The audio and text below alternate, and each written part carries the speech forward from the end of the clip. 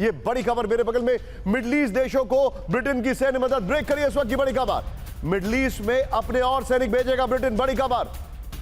ये दोनों ब्रेकिंग एक साथ दिखाई है नितिन, दोनों ब्रेकिंग विजय एक साथ दिखाई है।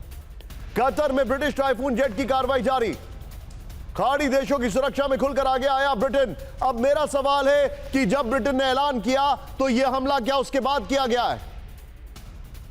सोचने वाली बात है ये। जब ब्रिटेन ने ऐलान किया तो क्या उसके बाद हमला किया गया है?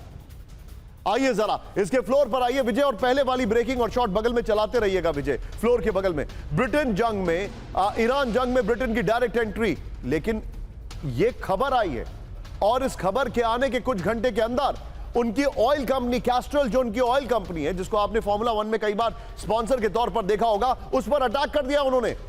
ब्रिटेन ने मिडिल ईस्ट में और सैनिक भेजने का ऐलान कर दिया। खाड़ी सहयोगियों की हवाई सुरक्षा मजबूत करेगा ब्रिटेन। सऊदी अरब में sky sabre air defence system तैनात करेगा। कतर में टाइफून फाइटर जेट की तैनाती जारी रखेगा। बहरीन, कुवैत में कई एयर डिफेंस सिस्टम टीम और सिस्टम भेजे। खाड़ी देशों की सुरक्षा में सक्रिय भूमिका का ऐलान किया। यह बड़ी खबर मैं आपको दिखा रहा हूं, लेकिन पहले मैं चाहूंगा दोनों ब्रेकिंग, दोनों शॉट लीजिए, फिर मल्टी स्क्रीन लीजिएगा। सवाल पर मैं बाद में आऊंगा। आइए जरा सीधे चलिए अशोक सर के पास। अशोक सर, इस युद्ध में अब ब्रिटेन की अंडर प्रेशर या कुछ भी करें एंट्री हो रही है, ना सिर्फ वो अपने बेसिस दे रहे हैं, लेकिन अभी की जो खबर है वो बहुत ज्यादा अलार्मिंग है सर। अभी की खबर ये है, और मैं सर एक मिनट, मेरे सहयोगी सचिन पीसीआर में, सचिन एक और ब्रिटेन में जो इनके एयरक्राफ्ट लैंड कर रहे हैं वो खबर भी आप नीचे लगा के दीजिए मुझे जरा, इसके ठीक नीचे एक और जो इनके एयरक्राफ्ट ब्रिटेन में लैंड कर रहे हैं वो खबर तुरंत मुझे दीजिएगा इसके नीचे लगा के। A10 थंडरबोल्ट विमान की अगर मैं बात कर रहा हूं वो गलत नहीं है तो उसको लगाइएगा। सर मेरा सवाल यह है, ब्रिटेन की एंट्री हो रही है, इन्होंने इस खबर के बाद तुरंत अटैक कर दिया। ईरान ऐसा लग नहीं रहा है कि कहीं पे भी ईल्ड करने वाला है, उसने हर जगह अटैक किया है, जहां जहां उनको जिस लेवल पे अटैक हुआ है वो वैसे ही काउंटर अटैक कर रहा है। क्या आप इस बात से सहमत हैं सर? जी धन्यवाद निशांत, मुझे आमंत्रित करने के लिए। देखिए दो चीजें हैं इसमें, दो चीजें हैं।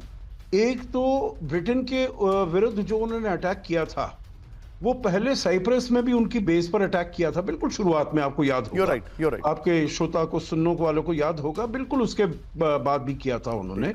और अभी मेरे विचार से जो इनका एंट्री हुआ है उसके बाद उन्होंने वो नहीं किया, उसके ऊपर कोई हमला नहीं किया, ब्रिटेन के कोई एसेट्स पर, कोई इंटरेस्ट पर उन्होंने हमला नहीं किया। अभी मेरे विचार से जो आपने कहा है, जो चाहे ब्रिटेन प्रेशर में उसके अंदर आया है, और मेरे विचार से यकीनन जो इनका राष्ट्रपति ट्रंप का टायरेड उनके विरुद्ध हुआ है और फ्रांस के विरुद्ध हुआ है, तो वो उसके दबाव में आकर वो आया है।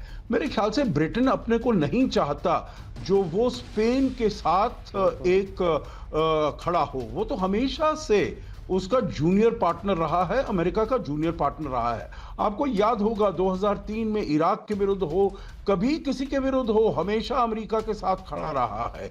और इसीलिए उसने तो अपना जो डेस्टिनी है, भविष्य है, वो अमेरिका के साथ उसने लिखा हुआ है। तो बिल्कुल वो प्रेशर के उसमें आया है। ईरान का जहां तक बात है, आप कह रहे हैं जो एकदम बिना टिट फॉर टैट जिसे कहा जाए, जब उसके ऊपर हमला होता है उसी उसमें वो दूसरा हमला करता है इजराइल के ऊपर या गल्फ स्टेट्स के ऊपर। बिल्कुल ठीक बात है, परंतु मुझे तो ये प्रतीत होता है, ठीक है, बहुत ही तेजी से वो लड़ाई में लगा हुआ है, जमा हुआ है, परंतु उसका जो जखीरा है निशांत, मिसाइल्स का, ड्रोन्स का नहीं, मिसाइल्स का, वो और लॉन्चर्स का, वो काफी कम होता जा रहा है। मेरा यही सवाल है, आप जो बता रहे हैं मैं इस सवाल को आगे लेके जा रहा हूं। आइए जरा इस सवाल पर आइए जरा, इस वक्त की बड़ी खबर मैं आपको दिखा रहा हूं। दिखाइए सवाल। सचिन जरा अपना व्हाट्सएप चेक करिए, मैंने आपको अभी अभी भेजा। आइए जरा दिखाइए जरा ये जो बड़ी खबर है, मिडिल ईस्ट में ब्रिटेन की सैन्य मदद। क्यों ब्रिटेन को मिडिल ईस्ट में एयर डिफेंस भेजने की जरूरत पड़ी? नंबर 1। नेक्स्ट दिखाइए, क्या ईरान के हमले से अमेरिका की ताकत पर असर पड़ रहा है? नेक्स्ट दिखाइए अगली बड़ी खबर, जो ये, क्या मिडिल ईस्ट के देशों ने ब्रिटेन से मदद मांगी? नेक्स्ट दिखाइए चौथी बड़ी खबर, क्या इस युद्ध में सीजफायर की अब कोई संभावना नहीं है?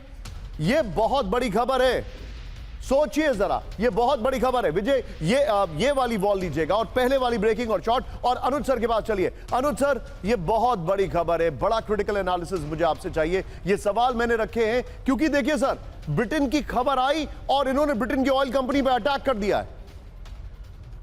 नितिन, देखिए, मेरा मेरा थोड़ा सा भिन्न व्यू है। जहां अशोक सर ने छोड़ा था उससे आगे बढ़ाने की कोशिश करता हूं। देखिए, ईरान के जो मिसाइल इंफ्रास्ट्रक्चर है वो बहुत ज्यादा सीवियर स्ट्रेन में है। और ये बात हमको, देखिए, कल जो इस्फहान पे हमले हुए हैं, इस्फहान से उनका मेन मिसाइल लॉन्चिंग का जो उनका जो लॉन्चिंग का अड्डा था या उनका हेडक्वार्टर था, वहां पर हमले हुए और उसके बाद ईरान के हमलों में कमी आई है। तो मैं ये बताना चाह रहा हूं कि ईरान बराबर हमले कर रहा है, जवाब दे रहा है, लेकिन उसका बहुत ज्यादा नुकसान हुआ है। रेजिडुअल कॉम्बैट पावर थोड़े ही दिनों में निशान, मुझे लग रहा है उनके सिर्फ ड्रोन उनके पास रह जाएंगे और थोड़े बहुत जो मिसाइल्स वो बचा करके उसको इस्तेमाल कर रहे हैं। और यही वजह है कि ब्रिटिश जो एयर डिफेंस भी वहां पर आ रही है, क्योंकि उनको अपने जो एसेट्स हैं उनको ध्यान में रखना है। दूसरी बात यह है कि अमेरिका के कोई स्टेक्स नहीं है स्टेट ऑफ हॉर्मुज से, एक बूंद तेल नहीं निकालता है अमेरिका यहां से, तो उसका अपना और पॉलिटिकल इशू भले ही एक माइनस में जा सकता है, लेकिन ब्रिटेन डायरेक्टली स्टेक्स है ब्रिटेन के यहां पर, तो इस वजह से भी ब्रिटेन लगता है, मुझे लगता है इसमें आता हुआ नजर आ रहा है। Point taken sir.